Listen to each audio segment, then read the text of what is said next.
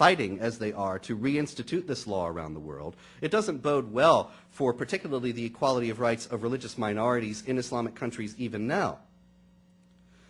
Still, however, there is great hope for negotiated settlements. There is an increasing call, for example, for talks now with Iran, and an ongoing pressure on Western governments to initiate and consummate talks with the Palestinian Authority. Here again, Muhammad's example, I think, is very much worth consulting. And this is encapsulated by the key Islamic principles that were formulated by the Treaty of Hudaybiyah. In 628, toward the end of his career, Muhammad had a vision that he wanted to perform the pilgrimage in Mecca, but Mecca was still under the control of the pagan Quraysh tribe, Muhammad's own tribe, which had rejected his status as a prophet. And so he decided to enter into negotiations with the Quraysh to arrange for the Muslims to be able, and particularly for Muhammad himself, to be able to make the pilgrimage. Now, when he met with the Quraysh, he agreed to Quraysh demands that Allah not be invoked in the treaty, and that Muhammad not be identified as Allah's prophet. He said, write this down to the scribe, and he said, Muhammad, the apostle of Allah, agrees to this, and the Quraysh negotiator stopped him and said, wait a minute, if I thought you were the apostle of Allah, I wouldn't have gone to war with you. And he said, okay, strike it out, say Muhammad, the son of Abdullah, agrees to this. And he agreed to all these disadvantageous elements of the treaty. For example, he shocked his men by agreeing that if anybody fled from the Quraysh to the Muslims would return them to the Quraysh. But if anybody fled from the Muslims to the Quraysh would not have to return them. His followers were very upset about this treaty, and he reassured them. He told them that better days were ahead. Ultimately, their fears would be assuaged. A woman of the Quraysh, Kulthum, joined the Muslims at their base in Medina. Her two brothers came to Muhammad asking that she be returned to them in accordance with the agreement between him and the Quraysh at Hudaybiyah. But Muhammad refused. He actually received a divine revelation refusing that is in the Quran today. And it says, O you who believe, when there come to you believing women refugees, examine and test them. Allah knows best as to their faith. If you ascertain that they are believers, then do not send them back to the unbelievers, which effectively broke the treaty. In refusing to send this woman back, he did break the treaty.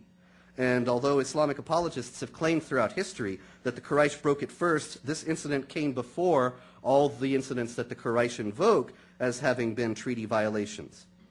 Now, I mean, all those actions by the Quraysh that are supposed to have been treaty violations.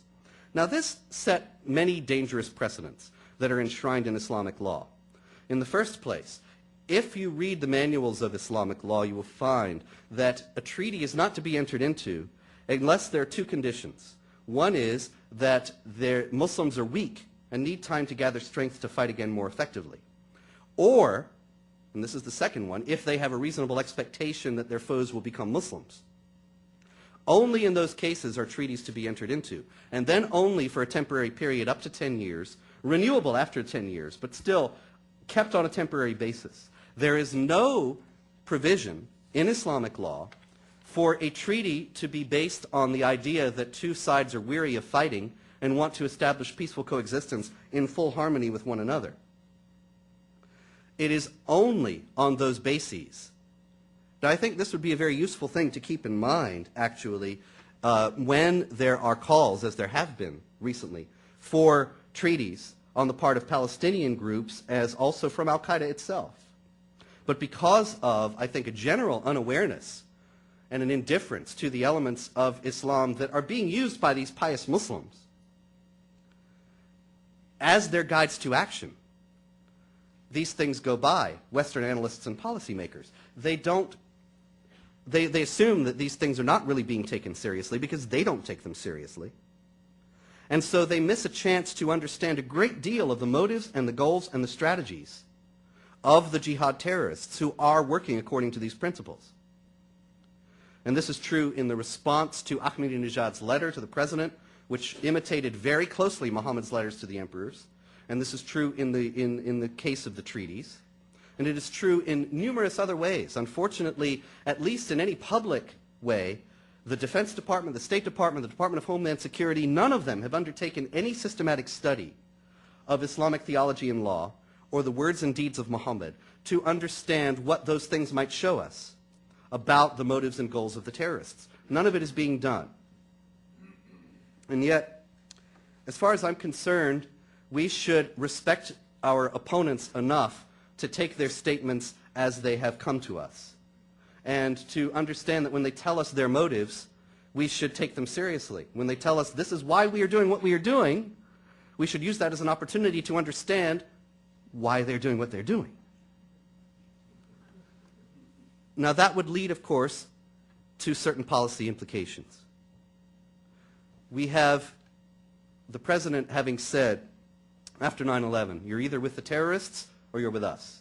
And yet the chief enabler of terrorism around the world is still counted as an American ally.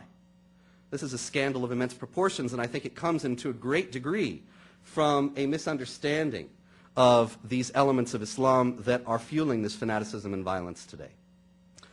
We have also billions of dollars going, even without the question of oil, which complicates everything, billions of dollars going to states like Egypt and Pakistan, which are both allowing their mosques and schools to teach Islamic supremacism, warfare against Jews and Christians, anti-Americanism, anti-Semitism, hatred of the West, and they're not being called upon it. If the president were to say that we are in a defensive action against Islamic jihadists who are, whether they're true Muslims or not, whether Islam is a religion of peace or not, they are working according to these principles with these goals, then if you teach these principles and these goals in your mosques and schools, you are no friend of the United States and will not get a penny of American aid. It would seem to me that would be a little bit more effective to combat this threat in the long term. We need also to call American Muslim groups to account. There is, 5 years after 9/11, although many protestations have been made that these groups are against terrorism, there's no organized nationwide effort to teach Muslims in mosques against the jihad ideology, to teach them how to resist the jihad recruiters who come to them in person or over the internet or in any number of ways and make, on the basis of Quran and the teachings of Muhammad, a case that this is what they ought to be doing as Muslims, to be loyal Muslims. There's no comprehensive effort to combat that. And many, of course, questionable elements of many of these groups, which have had people, of their officials, arrested and convicted of terrorism-related activities. I would ask of these allegedly moderate Muslim groups, how is it that you hired these people? If your vision of Islam is so different from theirs, how is it that they got by your vetting process? You didn't ask them about the most pressing issues in the globe, or all around the world today? This immense crisis is engulfing the Islamic world, and you didn't talk about it?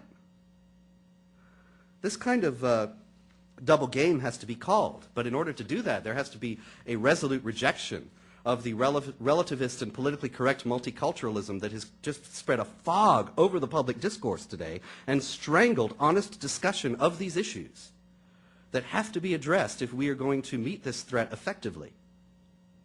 People say, if you talk about this, then you'll be aiding a clash of civilizations. Well, you know something? I don't have to aid a clash of civilizations. It's already happening. I didn't make it up. People talk to me about these things all the time. A Muslim professor wrote to me recently, and he said, I hear you were continuing your shameless lies. Now you were saying Muhammad married his daughter-in-law. Well, you know, Muhammad married his daughter-in-law. That's